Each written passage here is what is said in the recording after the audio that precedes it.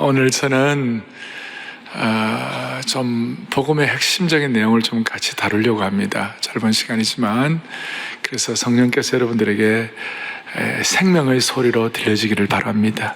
요즘 세상에 너무 복잡한 소리, 악한 소리, 무익한 소리, 상처 주는 소리가 너무 많아요. 오늘 이 말씀은 여러분들에게 진리의 음성이 되기를 바라고, 생명의 음성이 되기를 바라고, 우리를 살리는 음성이 되기를 바랍니다. 오늘 저는 고린도전서 1장 2장 이 내용을 앞에 놓고 사람의 언변과 지혜로 하지 아니하고, 사람의 말과 지혜로 하지 아니하고, 그럼 어떻게 되는 것인가?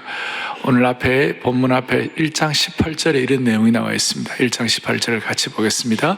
십자가의 도가 멸망하는 자들에게는 미련한 것이요 구원을 받는 우리에게는, 아멘. 십자가의 도가 구원받는 우리에게 하나님의 뭐가 된다고요? 능력이 된다.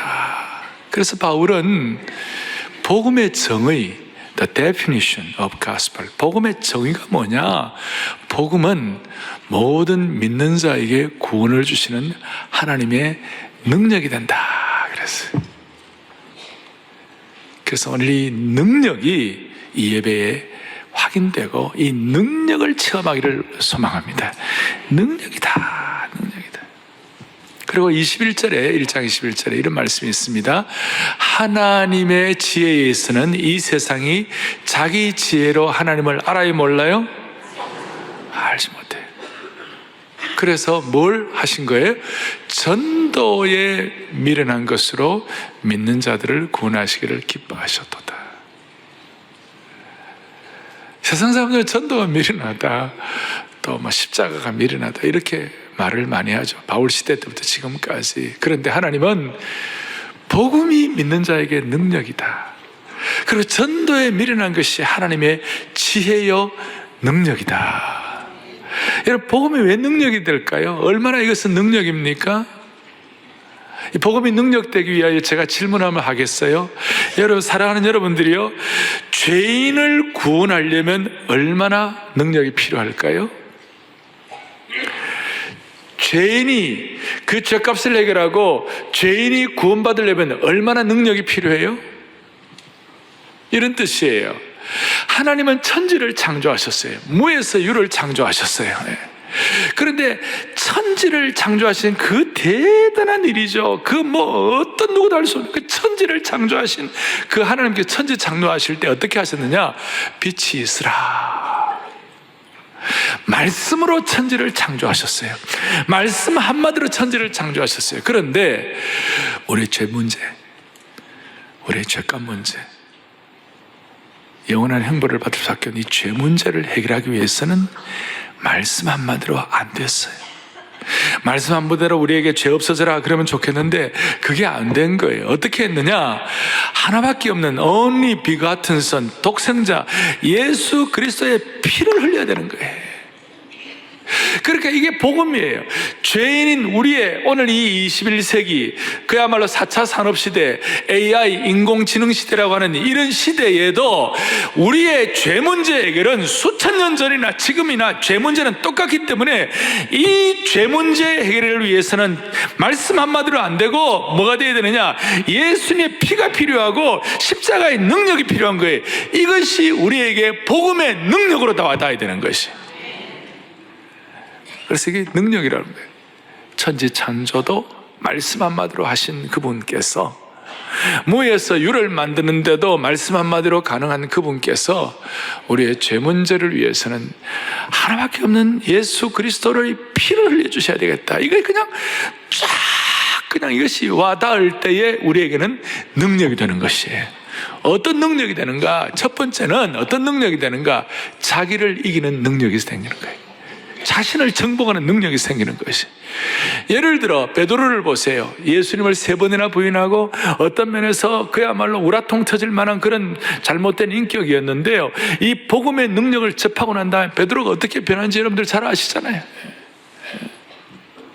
요한과 야고보 같은 사람은 아주 못된 성격이었어요. 그 못된 성격의 요한과 야고보가 어떻게 됐느냐? 뭐 남하고 경쟁 잘하고 그냥 자기 말 안 들으면 그냥 예수님 저기 하늘에서, 왜 또 마가 나온지 모르겠습니다. 하여튼 하늘에서 그냥 불이 떨어져 가지고 그냥 다 죽여버립시다. 아주 못된 성격인데 사랑의 사도로 바뀌게 된 거예요. 이게 복음의 능력이에요. 도마와 같은 사람은 어떻습니까? 빌립은 어떤 사람? 도마와 빌립 같은 사람은 반들반들한 합리주의자였어요. 맨질맨질한 이기주의자들이었어요. 이런 이기주의자, 반들반들한 이런 참 이성주의, 이런 사람들이, 합리주의자들이 복음의 능력을 체험하고 난 다음에 무슨 일이 벌어졌습니까? 하나님이 사용하시는, 주님이 사용하시는 멋진 그릇이 되었어요. 마가와 같은 사람은 비겁하게 짝이 없어가지고 밤에 예수님 부인하면서 벌거벗고 도망간 사람이에요. 그런 마가가 이 복음의 능력을 체험하고 난 다음에 무슨 일을 하더라도 연기하거나 아무렇게나 하지 말고 immediately, 즉시 바로 해야 한다. 이런 사람으로 복음의 능력을 힘입은 사람이 된 것이에요. 그러니 여러분, 이 복음의 능력이 우리에게 왔을 때 무슨 일이 벌어지는가? 세상에서 제일 정복하기 힘든 것이 자기 자신이잖아요. 그런데 복음의 능력이 있으면 자신을 정복하고 나를 이기는 힘을 받게 되는 거예요. 나를 이기지 못한 사람은 복음의 능력이 약한 사람이에요. 예수 믿으면서도 자기의 성격과 습관 때문에 날마다 엎치락 뒤치락하고, 어떤 사람은 맨날 판정패당하고, 어떤 사람은 예수를 믿어도 우리를 유혹하는 것으로부터 늘 케오패 당하는 거예요. 복음의 능력은 이런 판정패와 케오패 당하는 사람들에게, 복음의 능력은 우리를 회복시키고 자신을 정복하게 만들어 주시는 것이에요. 그리고 복음의 능력은 자신을 정복할 뿐만 아니라 복음은 우리를 전도자로 만들어 주시는 것이에요. 복음을 선포하는 선포의 능력을 갖도록 만들어 주시는 것입니다. 오늘 저녁부터 있을 이 새생명 축제에 이 복음의 능력이 우리 자신을 정복하고 복음의 핵심을 선포하는 그런 선포자로 무장시켜 주시기를 바랍니다. 복음 전도 자체가 능력인데, 이것이 능력되기 위하여 우리에게 꼭 필요한 것이 있고 버려야 할 것이 있어요. 그럼 버려야 할 것부터 먼저 하겠어요. 버려야 할 것이 뭔가? 무용지물이 뭔가? 복음 전도에 대해서 무용지물이 뭔가? 1절에 이렇게 나와요. 2장 1절에 형제들아, 내가 너희에게 나아가 하나님의 증거를 전할 때에 뭐라고 되어 있습니까? 말과 지혜의 아름다운 것으로 아니하였다. 그래서 버릴 것이 뭐냐? 말과 지혜의 아름다운 것. 오늘 말씀한 대로 말하면 사람의 언변, 다른 우리 번역판에는 사람의 언변과 사람의 지혜의 아름다운 것으로 하지 않는 것. 그러니까 사람의 언변과 사람의 지혜의 아름다운 것을 버리라, 그 말이에요. 이게 무슨 말인가?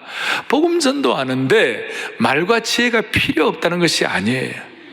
복음 전도하는데 문제는 말과 지혜의 아름다움, 그거 너무 의지하지 말라는 것이. 당시에 바울 사도 시대에는 그야말로 변증, 이 논리, 수사학, 철학, 웅변, 이런 것들이 굉장하게 힘이 있었어요. 사람들이 그래서 수사학을 공부하고 웅변을 공부해가지고 사람들의 마음을 쫙 끌어가는 거예요. 바울 사도로 말하면 수사학, 철학, 논리학 이런 것에서는 대가였어요. 변증의 대가였어요. 그런데 자기 자신을 살펴보니까, 복음과 살펴보니까 이 논리, 철학, 이성이 다 중요하긴 하지만 여기에 아름다움이란, 예를 들어서 논리학의 아름다움이다. 요즘 우리 수년 전부터 우리가 좀 이렇게 바람이 불었던 인문학의 풍성함이랄까, 인문학 이런 것들을 너무 의존하지 말라는 것이, 그 아름다움을 너무 숭상하지 말라는, 그렇게 되면 복음의 능력을 체험할 수가 없다는 거예요. 왜 이런 얘기를 하느냐 하면, 바울이 사도행전 17장에, 사도행전은 바울의 복음행전 아닙니까?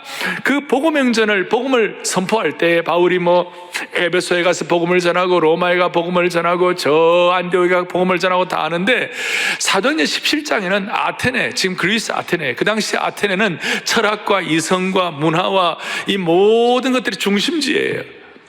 바울이 거기 가서 바울이 갖고 있는 수사학과 논리와 그 다음에 철학의 아름다움을 가지고 막 복음을 선포했어요.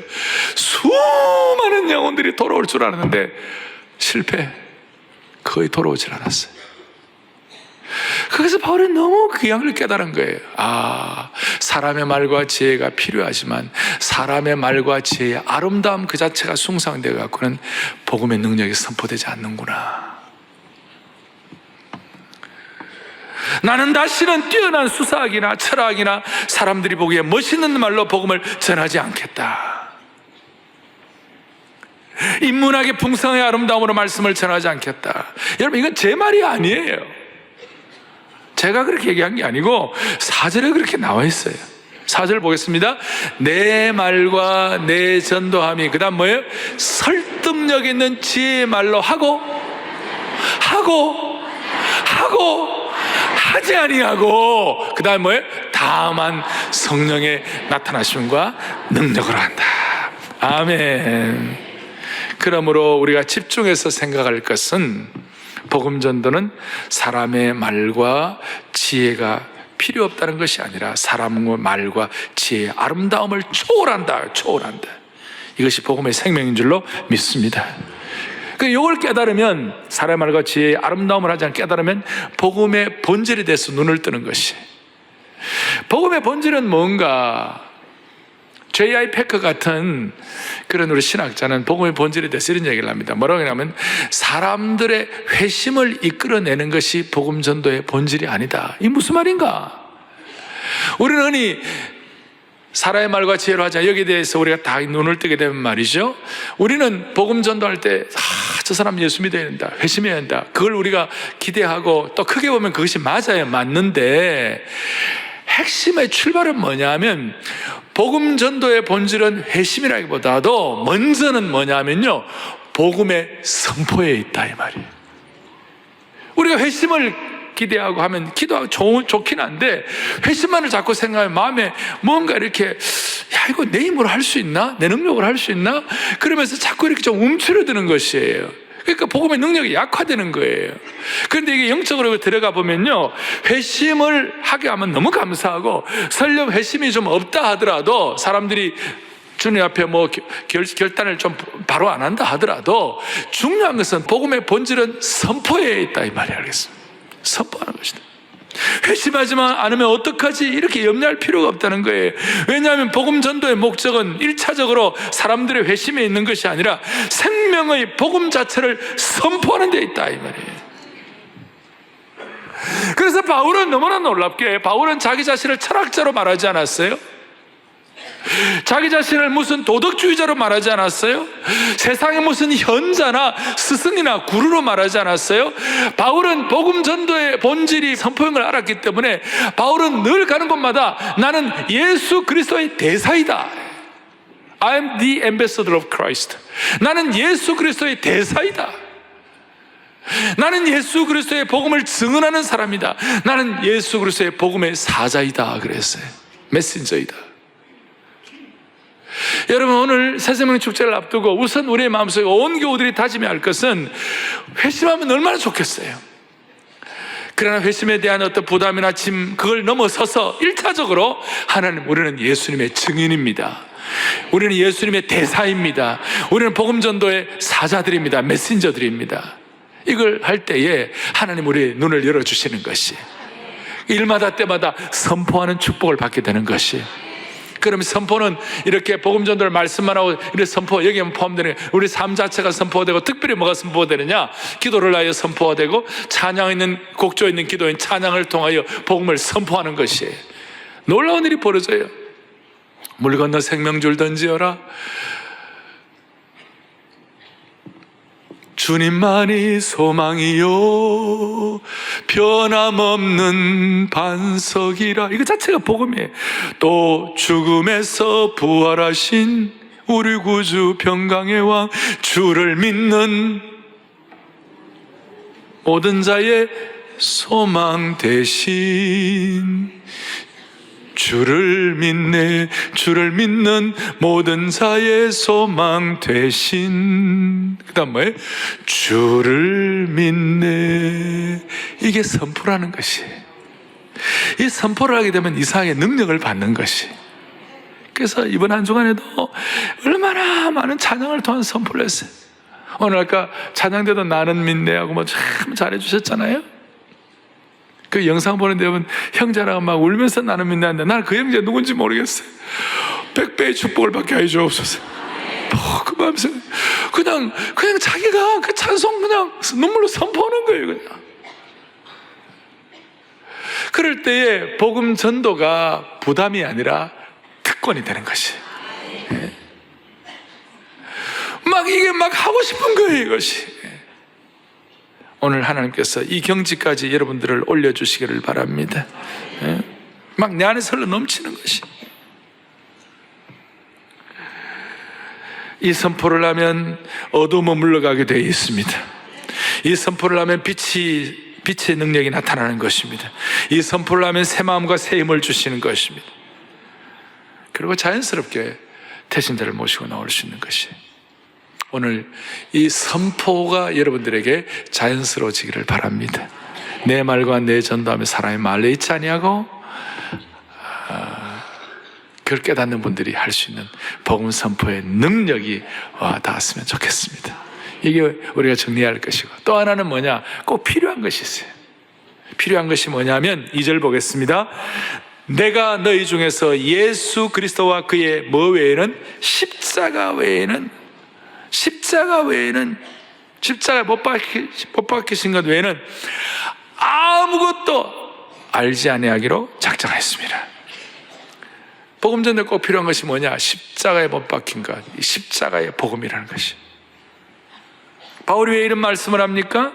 바울은 오직 예수님, 오직 예수님의 십자가, 오직 예수님의 부활, 오직 예수 그리스도의 십자가를 통하여 죄 사함 받는 하나님의 선물, 이것만 전하겠다는 것이.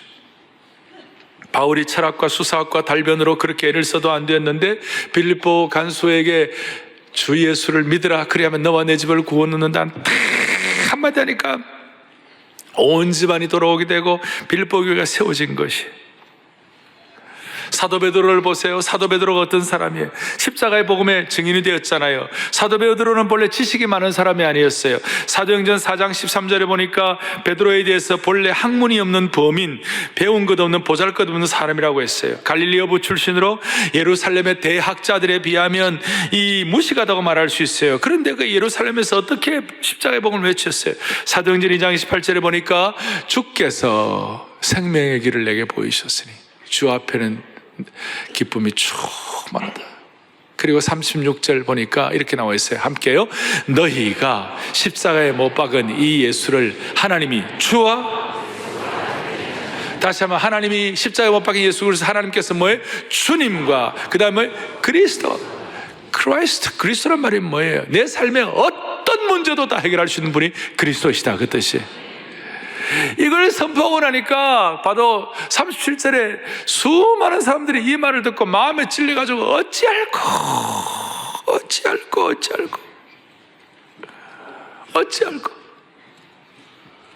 여러분, 십자가의 복음이란 말이 뭐예요? 우리를 대신하여 죄의 저주를 받으셨고 십자가에서 우리를 대신하여 죄의 진노와 형벌을 받으셨다. 단순히 십자가 돌아가신 이것이 아니에요. 우리를 대신하여 죄의 저주와 죄의 형벌과 죄의 진노를 주님이 받으셨다, 그 뜻이에요. 그걸 깨달을 때 사람들이 우리가 어찌할꼬 해가지고 남자만 3,000명이 돌아온 거예요. 남자만 3,000명이니까 5,000명, 6,000명 수많은 사람들이 한꺼번에 깨지는 것이. 그래서 이 십자가의 복음만 전하기로 하겠다. 십자가의 복음의 능력은 대체적으로 십자가의 복음은 첫째, 우리가 어디서 왔는가, 인생의 기원. 둘째, 우리가 지은 죄들을 어떻게 해결할 것인가, 인생의 죄 문제. 셋째, 우리는 무엇을 위해 사는가, 인생의 목적. 넷째, 우리는 어디로 가고 있는가, 인생의 방향. 이 네 가지를 한꺼번에 다 해결해 주시는 것이. 오늘 여기는 귀한 분들 많이 계시고 많이 배운 분들도 많이 계시고, 여러분 아무리 많이 배우고 하지만 예수의 십자가의 복음이 없을 때는 어디서 왔는지 몰라요. 사람들이 도 닦으려고 저 산에 들어가가지고, 여러분 도사들 옛날에 면벽군연이란 말 들어봤어요? 면벽군연? 벽이랑 돌 앞에다가 나를 대해가지고 9년 동안 돌을 닦아도 내가 어디서 왔는지 모르는 것이. 어디로 가는지를 몰라요. 무엇을 위해 살아야 할지 몰라요. 근데 우리 십자가의 복음은 이걸 우리에게 선명하게 드러내 주시는 것이에요. 여러분 어디서 왔는지 몰라요? 아이고야, 대답이 이러시면 제가 어떻게 해요? 하나님 우리를 창조하셨잖아요. 그렇잖아요. 우리는 예수 그리스도의 십자가의 복음의 십자가의 피의 은혜를 통한 하나님의 자녀가 된 것이 아니에요. 우리는 뭘 위해 살아야 되는 가 뚜렷이 알죠? 뭘 위해 살아야 되는, 우리가 어디로 가야 할지 우리 명확하게 아는 사람들이에요. 그래서 여러분, 이 강단에서 십자가가 빠지면요 좋은 강의밖에 안 돼요. 교회가 십자가와 함께 사역하지 않으면 그냥 착한 일 하는 비영리 단체밖에 안 되는 것이에요. 교회는 십자가가 있기 때문에 십자가의 복음이 선포되는 강단이 있는 것이고, 십자가가 있기 때문에 십자가의 능력이 선포되는 하나님의 공동체가 되는 것이에요. 그러니 십자가의 복음에 들어갈 때마다 얼마나 능력이 나타나요. 이 간단하지만, 이 심플하지만 여기 파워풀한 거예요. 제가 복음의 능력 이게 준비하다가 간단하지만 좀 힘 있는 설교가 없나 하고 쫙 살펴봤더니, 이야, 5단어 설교인데요 12만 명이 회개했어요. 다른 얘기 안 했어요. 그리고 그 설교자도 좀 멍청했어요. 어리버리했어요. 근데 12만 명이 돌아왔어요. 요나서 3장 보여요. 요나서 3장 4절 시작. 40일이 지나면 40일이 지나면 니느웨가 무너지리라. Just 5 단어예요. 이거 딱 듣고 사람이 깨져. 요나는 그냥 요나는 그냥 하나님 말씀 불순종하고 도망가다가 잡혀가지고 할 수 없이 억지로 복음 선포에 대한 어떤 그 책임을 맡아가지고 막 그냥 목자의 심정과 사랑하는 마음 가지고 막 눈물로 한 것이 아니라, 야 40일 지나면 다 죽는다. 그런데도 12만 명이 돌아오는 거예요. 12만 명이. 하나님의 역사예요. 사랑하는 여러분, 오늘 이 복음의 능력이 있기를 바랍니다. 알겠죠? 십자가의 복음과 오늘 이것은 바로 성령의 능력이에요. 4절에 보니까 내 말과 내 전도함이 설득력 있는 지혜의 말로 하지 아니하고 오직 다만 오직 only 성령의 나타나심과 능력으로 하겠다 그랬어요. 우리에게 필요한 십자가의 복음과 성령의 능력인 줄로 믿습니다. 좀 전에 말씀드렸던 5단어에 10만 명이 돌아온 것은 복음의 능력인 것입니다. 외치고 난 다음에 회심과 그 다음에 변화와 깨어짐과 돌아오는 것은 성령이 하시는 것이에요. 요한일서 5장 6절을 다 같이 보겠습니다. 성령이 함께요. 증언하는 이는 누구이시니? 성령은 뭐예요? 진리이시다. 그래서 존 스토트 목사님은 이렇게 말씀해요. 성령님은 모든 언어의 장벽을 허물 수 있는 위대한 동력자이시다. 여러분, 누가 사람을 바꾸어요? 누가 사람의 마음을 사로잡아 귀를 기울도록 설득할 수 있겠어요? 예수님이 하나님의 아들이시다. 누가 설명할 수 있겠어요? 예수님이 십자가에 돌아가셨는데 바로 당신을 위해 죽으셨다. 2000년 전에 있었던 이 사건을 여러분의 자신의 능력으로 어떻게 받아들일 수가 있겠어요? 초라하게 돌아가신 젊은 예수 그리스도가 우리의 구세주와 증인이 된 주님이 되신다는 사실을 어떻게 설득할 수 있겠어요? 이것이 성령의 능력입니다. 성령이 하시는 것입니다. 막 이상해. 마음이 막 뜨거워지. 우리가 예수 믿고 구원받아 이와 같이 계속 한 번 두 번 나오는 것은 사람에게 이렇게 생각이 돼가지고 올 수 있다 하지만, 우리 평생 나와서 예배드리고 하는 것은 성령이 역사하시는 것이에요. 그래서 오늘 사람의 말과 지혜는 우리가 무용지물이라고 생각하고, 아름다움은 무용지물이고, 우리에게 중요한 십자가의 복음과 성령의 능력인 줄로 믿는 것이 참 기가 막히죠. 자, 지금 우리가 3가지를 얘기했습니다. 십자가의 복음, 성령, 전도. 십자가는 아까 1장 28절에 십자가의 도가 세상 사람들에게는 뭐라고 그랬어요? 미련하. 세상 사람들 십자가를 미련하게 보는 것이고, 그 다음에 성령이 중요하다고 그랬는데, 성령의 능력은 고전 2장 14절에 이렇게 나왔어요. 고전 2장 14절을 보겠어요. 뭐라고 나왔냐면, 육에, 같이 읽어보겠습니다. 육에 속한 사람은 하나님의 성령의 일들을 받지 아니하느니 이는 그것들이 그에게는 어리석게 보이며 또 그는 그것들을 알 수도 없나니 그러한 일은 영적으로 분별되기 때문이라. 아멘. 어리석게 보이는 거예요. 성령의 일은 어리석게 보이는 거예요. 그리고 전도에 대해서 1장 21절에 다시 한번 하나님께서 이 세상에 자기 지혜로 하나님을 알지 못한 하나님께서는 뭘요? 전도에 미련한 것으로. 이번 새생명 축제는 사람들이 우습게 보고 미련하게 보이는 십자가의 복음과 성령의 능력과 전도의 선포가 힘있게 나타나기를 바랍니다. 정리하겠습니다. 앞으로 사랑의 교회가 어떻게 될 것인가? 우리 중직자들은 관심이 많아요. 근데 정말 앞으로 어떻게 될지 알아요? 제가 아는 의사가 저한테 이런 얘기 하세요. 목사님은 지금 목사님 건강관리 어떻게 하느냐가 앞으로 10년 목사님 건강이 결정된다고 그러더라. 그 말이 틀려요? 맞아요? 틀린 말 아니죠. 지금 어떻게 관리하느냐가 10년 뒤에 결정되는 거예요. 사랑의 교회는 지금 어떻게 복음의 생명 역사가 어떻게 하느냐가 앞으로 10년, 20년을 결정할 것이에요. 82년도부터 한결까지 이 사역을 해온 것이에요. 특세가 개인의 영성의 능력을 주는 것이라면 이 새생명 축제는 공동체의 영성의 능력을 주는 것이에요. 제가 새생명 축제를 할 때마다 제 가슴에 좀 이렇게 도전이 되었던 이런 내용이 있어요. 20대 청년 하나가 성폭행과 살인죄로 체포되어 가지고 사형수로 복역을 했습니다. 이 청년이 감옥에서 성경을 읽다가 십자가의 복음을 깨닫고 깨어져서 새 사람이 되었고 예수를 믿었습니다. 그렇지만 이 전에 얘기니까 사형이 집행되었어요. 사형 집행되던 날 목사님의 마지막 기도를 받고 나서 그가 형장의 이슬로 살아가기 직전에 남긴 말이 있어요. 이런 얘기를 해요. 저는 죽음은 두렵지 않습니다. 왜냐하면 제가 예수님을 믿었고 예수님께 용서받고 하나님의 자녀가 된 것을 확신하기 때문에 저는 죽음을 두렵지 않고 오늘 떠납니다. 그동안 제가 잘못을 저질러서 큰 고통을 주고 비극을 겪게 한 많은 분들에게 제가 진심으로 용서를 구하고 죄송합니다. 그런데 이 자리에서 꼭 한마디 말하고 싶은 것이 있습니다. 제가 살던 집 옆에는 교회를 열심히 다니는 장로님 댁이 있었습니다. 근데 그 장로님과 식구들은 저에게 한 번도 예수 믿으라는 말을 하신 적이 없습니다. 만약 그분들이 저에게 예수님 믿으라고 해서 그때 제가 예수님 믿었더라면 제가 오늘처럼 되지는 않았을 것입니다. 너무나 안타까운 것은 제가 왜 예수님을 일찍 몰랐나 하는 것입니다. 그리고 사형을 받았습니다. 만약 우리 주위에 이런 일이 일어난다면 우리는 너무나 안타까운 일이 될 것입니다.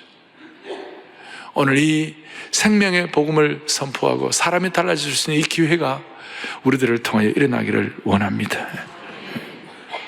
사랑의 교회 주신 이 복음 자본, 생명 자본, 헌신 자본, 선포 자본을 잘 사용하여 하나님이 기뻐하시는 하나님 나라를 이루는 하나님의 백성들 되기를 원합니다. 제가 한 가지 결론으로 제가 그런 복음의 능력이 가정마다 노대를 이어서 좀 제대로 된 데가 없나 하고 살펴보았다가 여러분들은 좀 아시는 분도 아실 거예요. 가장 강력한 복음 선포자 중에 한 분이 조나단 에드워즈라고 있어요. 그의 사위가 데이빗 브레이너드, 복음이 강력한 사위죠.